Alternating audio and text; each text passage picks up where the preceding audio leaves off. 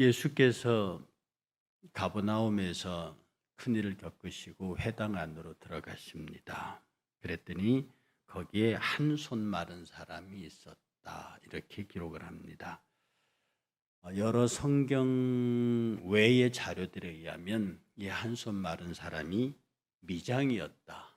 그래서 미장이의 생계가 달린 문제라서 예수님 앞에 적극적으로 고쳐줄 것을 간구했다. 그런 기록도 있다고 하고, 다른 문헌에는 중풍병자였다라고 하는 기록도 있다 합니다. 어쨌든 회당에서 예수께서 가르치실 때 그 사람이 예수께 적극적으로 나와서 고쳐주실 것을 구했던 것 같습니다. 자, 어떤 사람이 일어나서 나를 고쳐주세요라고 소리 지르고 있습니다. 그날은 안식일입니다. 그런데 참 재미있는 것은 예수를 고발하던 사람들이 이 광경을 아주 주시하고 있다는 거예요. 이게 만약에 이 사람들이 정상적이었으면 안식일에 일어나서 내 손 마른 손 고쳐달라고 그 사람이 예수에게 얘기할 때 당연히 조용하세요. 지금은 안식일이니까 그런 거 하는 거 아닙니다. 라고 말려서 예수께서 안식일을 범하는 일이 일어나지 않게 해야 되거든요. 그런데 여기 본문에 보면 가만히 주시합니다. 왜? 예수를 고발하려고. 예수야, 제발 고쳐라. 안식일을 범해라. 그러면 고발하겠다. 이렇게 예수의 고발거리를 찾기 위해서 아주 면밀하게 눈을 부릅뜨고 그 광경을 지켜보고 있는 장면이에요. 여러분, 이게 사탄의 속성입니다. 이게 사탄의 속성입니다. 우리가 이 새벽제단마다 이 말씀을 주길가면서 중요한 것은요, 내게 있는 사탄의 속성을 발견하는 겁니다. 목사라고 사탄의 속성이 없겠습니까? 여러분에게 사탄의 속성이 늘 천사의 속성만 있습니까? 우리의 속성, 우리는요, 우리의 마음을 주의 성령에 온전히 내어줘서 성령의 도구가 되게 하고, 우리 안에 우리를 붙잡아서 사단의 도구로 쓰려고 하는 이것을 뽑아내는, 이것을 기도와 말씀으로 빼내는 일이 어쩌면 신앙의 연단입니다. 우리 생각에도요, 걸려 넘어지도록 덫까지는 안 놓더라도, 내가 의도적으로 덫은 놓지 않더라도 그가 실수해서 넘어지고 그것을 터잡아 줄 수 있기를, 그렇게 하려고 하는 악한 속성들이 우리 안에 있습니다. 이게 어느 정도의 결과를 가져오느냐 하면 6절에 보면 예수께서 고쳐버리거든요. 예수께서 그 손 마른 자를 고쳐버리니까 6절에 바리새인들이 나가서 헤롯 당과 함께 어떻게 예수를 죽일까 의논합니다. 여러분, 여기 바리새인하고 헤롯 당은요, 둘 다 정치 집단인데 완전히 반대 집단입니다. 우리나라 여야 정도가 아니에요. 바리새인 입장 속에서는 철천지 원수가 헤롯 당이에요. 헤롯 당 입장 속에서는 자기들의 정치적 기반을 가장 위협하는 반대 정파가 바리새파예요. 도저히 함께할 수 없는 이 두 집단이 예수를 죽이는 데는 함께합니다. 이게 사단의 속성이에요.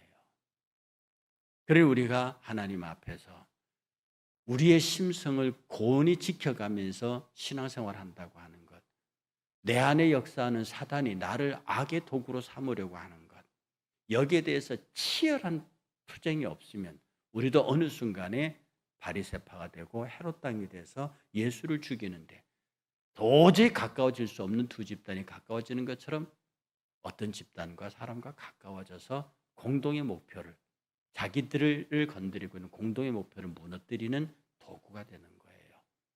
우리가 성령의 사람에서 어느 한순간에 사단의 도구가 될 수 있다고 하는 것, 굉장히 조심해야 합니다. 어떤 사람이 안식일에 소가 빠졌습니다. 그 랍비에 가서 묻습니다. 랍비요, 내 소가 안식일에 빠졌는데 어떻게 할까요? 랍비가 가서 건지세요. 그러다 얼마 있다가 또 빠졌습니다. 소가 또 우물에 빠졌는데 어떻게 할까요? 랍비가 이렇게 말합니다. 건지세요. 그런데 자꾸 안식일에 빠지면 그 소를 버리세요. 이렇게 랍비가 얘기했습니다. 왜냐하면 어떤 일을 반복적으로 의도적으로 안식일 자체를 시험하려고 드는 것, 어제도 말했지만 안식일은 사람을 위해서 있는 거예요. 6일을 열심히 일하고 안식 쉬고 사람을 위해서 쉬고 그 쉼은 하나님과 교제를 통해서 쉬라는 거예요. 예배를 통해서 쉬라는 거지. 오늘 본문을 보면요. 예수께서 이렇게 말씀하십니다. 안식일에 이 손 마른 사람의 손을 고치는 게 이 선을 행하는 게 옳으냐? 안 그러면 안식이기 때문에 이 사람을 내버려 두는 게 옳으냐? 도대체 너희들이 어느 것이 생명을 구하는 것과 죽이는 것 어느 게 옳으냐? 내가 이 일을 해야 하느냐 말아야 하느냐? 라고 물으니까 바리새인들이 아무 대답도 못합니다. 예수님이 거기 표현 보면요. 탄식, 그들의 완악함, 아주 교활함이죠. 그걸 탄식합니다. 그리고 분노하세요. 탄식한다는 말은 우리 아유 저것들 어떡하지? 이 측은지심, 이게 탄식하십니다. 그리고 분노하심은 정말 화가 나심이에요. 감정적 표현이에요. 앞에 탄식은 아유 저것들을 내가 어떡하지? 라고 하는 안타까움에 그 뒤는 그들에게 탄식을 자아내게 한 바리새인들과 서기관들 뒤에 있는 그들을 악의 도구로 사용하는 사단에 대한 분노십니다. 그리고 그를 고쳐 다 모든 사람이 보인 자리에서 그 손 마른 자를 회중 한가운데 서이고 성전 안에서 안식일에 그를 고치십니다. 그러니까 바리새인들이 나가서 헤롯 당하고 저걸 어떻게, 왜냐하면 예수가 워낙 인기가 있으니까. 지금도 그렇지만 정치는 인기입니다. 정치의 파워는 국민의 서민의 인기예요. 근데 예수님이 수많은 군중을 몰고 다니면서 자기들이 정치적 종교적 기반을 위협하는 것을 보고 드디어 정치적인 집단 헤롯 당과 종교적인 집단 바리새인이 힘을 합쳐서 우리의 기반을 정치 종교적으로 한꺼번에 흔들고 있는 예수를 제거하자라고 하는데 모의를 시작하는 겁니다. 그 다음에요, 예수께서 다시 갈릴리로 나오셔서 해변가로 가십니다. 모든 사람들이, 많은 사람들이 갈릴리에서 큰 무리가 그가 하신 큰 일을 듣고 다 나왔어요. 예수께서 어부 출신 제자들을 시켜서 작은 배를 마련하도록 해서, 왜냐하면 예수의 기적이 워낙 크기 때문에 그의 옷가만 만져도 병을 낫겠다고 하는 사람 때문에 예수를 밀고 밀었던 거예요. 근데 여기서 가만히 생각하면요, 이 병 고침이 단순히 육신의 병을 고치는 게 아닌 것처럼 보여요. 그게 왜 그러냐면, 여러분 한 장을 넘겨보시면은요, 14절에 12를 세우십니다. 12를 세우셨으니 14절, 이는 첫째 자기와 함께 있고, 둘째 또 전도, 보내서 전도하고, 그러니까 함께 있고 전도하고 귀신 내쫓는 권능을 12에게 주셨어요. 이 12 제자들에게 하나님이 하신 게 뭐냐면 함께 있게 합니다. 교육입니다. 트레이닝이에요. 제자화입니다. 예수가 하시는 일을 나눠주는 거예요. 함께 있으면서. 그래서 함께 있다는 말은 그래서 중요한 겁니다. 여러분이 예수와 함께, 교회와 함께, 내 신앙생활, 예수와 함께 있는 게, 그렇게 함께 있을 때 막 어떤 막 구보한다 이런 훈련을 통해서 아니라 예수와 함께 생활하고 예수와 함께 우리 임마누엘함을 통해서 자연스럽게 예수의 성품, 예수의 사명, 예수의 능력이 그에게 전수됩니다. 사도들은 예수와 함께 있었고요. 그 다음에 파송돼서 전도도 합니다. 이게 아포스톨로스, 사도예요. 나가서 전도도 합니다. 그리고 세 번째 뭘 주시느냐 하면은 귀신 내쫓는 권능을 주세요. 귀신 내쫓는 권능이요. 여러분, 이 예수님 당시에 하신 가장 큰 일 가운데 기적이 뭐냐면 귀신 내쫓는 것과 병 고치는 거였어요. 귀신 내쫓는 것, 병 고치는 거였어요. 더 이걸 넓게 말하면 사람의 정신적으로 육체적으로 아픈 부분을, 영적으로 아픈 부분을 치료하는 거거든요. 치료의 권능이에요. 예수께서 제자들에게 주신 것도 너희가 나가서 전파하고 가르치고 치료하라. 이게 예수님이 제자들에게 주신 사명이에요. 너희가 나가서 전파하고 가르치고 치료해라. 오늘 예수 제자들과 함께 있으면서도 함께 있고 파송해서 전도하고 귀신 내쫓는 능력을 주셨어요. 이 귀신 내쫓는 능력과 병 고치는 은사를 가만히 생각해 보면 귀신을 축출해요. 그리고 귀신이 축출된 자리에 뭐가 들어갑니까? 예수 그리스도의 영이 들어가면 천국이 들어가요. 천국은 그렇게 확장되고 귀신이 쫓겨나는 것만큼 천국은 확장되는 거예요.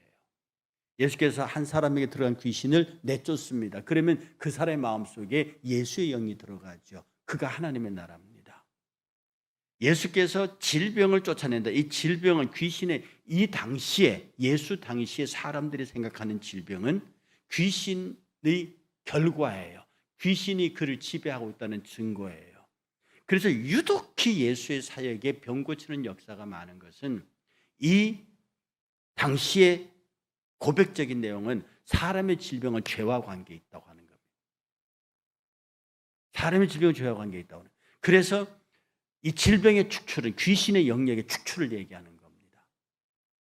그래서 사도들에게 함께 있어 예수를 온전히 배우고 받고 그 다음에 파송되면서 파송 현지에서 귀신을 내쫓는 능력, 곧 구체적으로 병 고치는 능력이 나타납니다.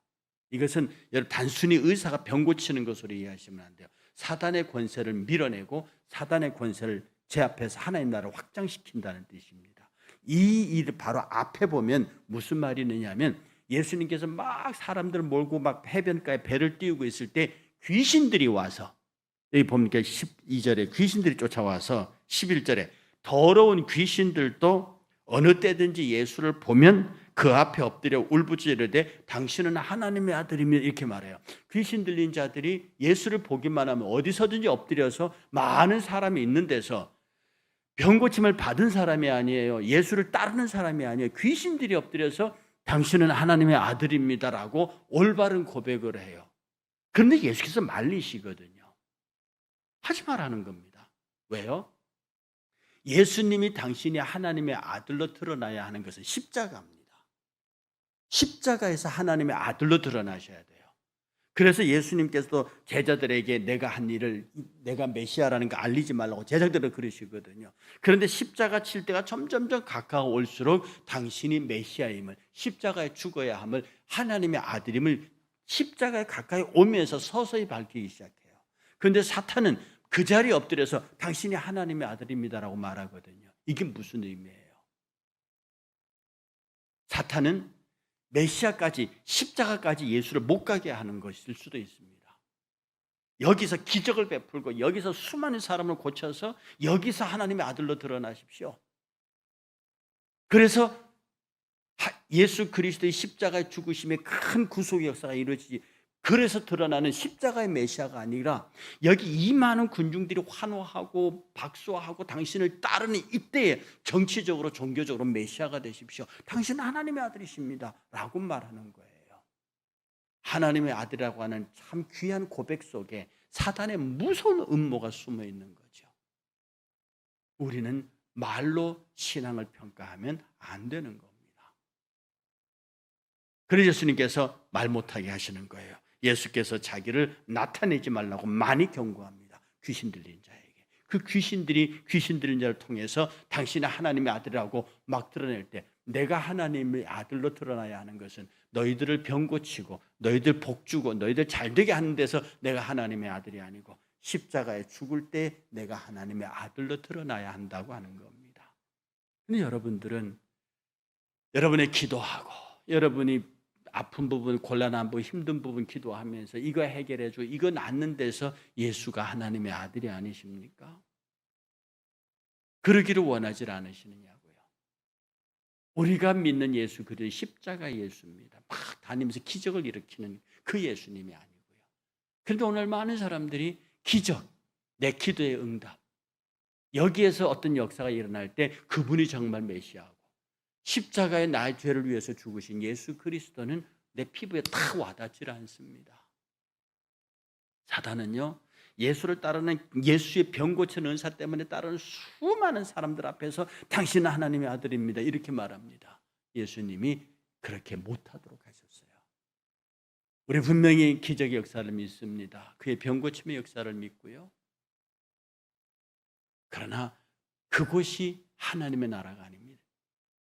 우리 주님은 그것을 위해서 오신 분이 아니에요. 그분은 십자가에 매달려서 십자가에서 하나님의 영광을 드러내는, 거기서 하나님의 아들로 드러나서 하나님의 구속의 사역을 완성하는 데서 당신의 사명의 목적이 있는 거예요. 그래서 예수에게 배우고 예수에게서 이 이름을 전파하고 그 다음에 모든 귀신을 내쫓는 능력, 병 고치는 능력, 이게 여러분 상징적인, 꼭 그렇다는 말이 아니에요. 이 병 고치, 이 귀신을 쫓는 능력은 병 고치는 하나님의 나라의 확장과 관계된 용어들이에요. 상징적인 용어들입니다. 그리고 영적으로 실제이기도 하고요. 우리가 그러므로 이 말씀 가운데 깊이 서서요, 우리가 정말로 하나님 앞에서 어떤 형태로 서야 하나님을 영광스럽게 하는 건지, 내 신앙 중심에 서게 되면 내 주변의 병고침과 기적과 이적과 역사를 바랍니다. 그러나 주님 편에서 바라보게 되면 십자가의 주님을 바라보는 거예요. 그런데 여러분, 십자가에 진정한 우리의 병고침이 있습니다. 십자가에 진짜 회개가 있다고요. 십자가에 진짜 축복이 있어요. 예수님이 십자가 오기 전까지 돌아다니면서 행하신 모든 일들은 십자가를 통해, 그 예수님의 생애 동안에 행한 기적은 예수님 자신의 기적이에요. 다른 사람은 그렇게 할 수 없어요. 예수님이 위임한 제자들이 아니고는 그게 안 돼요. 그러나 십자가 이후에 우리들은요, 누구든지 내 이름으로 기도하면 그렇게 된다고 그랬어요. 나보다 더 큰 일도 행한다 그랬거든요. 십자가 이후에 일어난 일들은 소위 우리가 말하는 기적이 아닙니다. 하나님의 약속의 성취죠. 그러니까 너희 중에 병든 자가 있느냐? 교회 장로들 청할 것이 그들이 기도하면 죄사함을 얻어 병 낫게 될 것이다. 그래서 병 고침을 위해서도, 악한 세력과 위해서도, 무엇을 위해서도 기도하면 내가 시행하리라고 하는 약속을 주시는 거예요. 그래서 십자가를 넘어선, 십자가를 통한 우리의 기적의 역사, 축복의 역사가 있는 것이지, 십자가를 통하지 않고 십자가 이전에 예수께서 행하신 그 모든 일들을 그게 이제 1차원적 기복신앙이고 샤머니즘 신앙입니다. 예수 그리스도의 십자가의 인격을 넘어가야만 우리에게는 생각지도 못했던 놀라운 은혜와 역사가 그 가운데 있는 겁니다. 이 일을 보이시고 예수께서 12의 제자를 뽑으세요. 이 12의 제자는 한 사람 한 사람 보면 객관적으로 가룟 유다를 빼고는 다 별 볼 없는 사람들입니다. 이들이 예수의 제자가 되지 않았다면 그냥 그저 그렇게 살아다 갈 사람들이었어요. 가룟 유다만 남부 출신으로 똑똑하고 의식 있고 나름대로 사명이 있었던 사람입니다. 그래서 자기 의지로 예수를 따랐던 사람이에요. 나머지 11명의 제자는 하다가 예수의 불림을 받아서 온 사람들이에요. 그러나 그들이 예수에게 불림을 받고 그들이 예수와 함께 있고 또 파송되면서 귀신을 쫓아내는 능력을 받음으로 그가 모두 이 11명의 가룟 유다를 빼고 11명의 사도들이 전부 순교의 길을 갔고요. 그리고 이 지금 이스라엘의 12지파를 새롭게 하는, 나중에 마띠아가 새롭게 추가된 12명의 제자를 통해서 하나님께서는 예수와 더불어 새로운 이스라엘, 영적 이스라엘을 건국하십니다.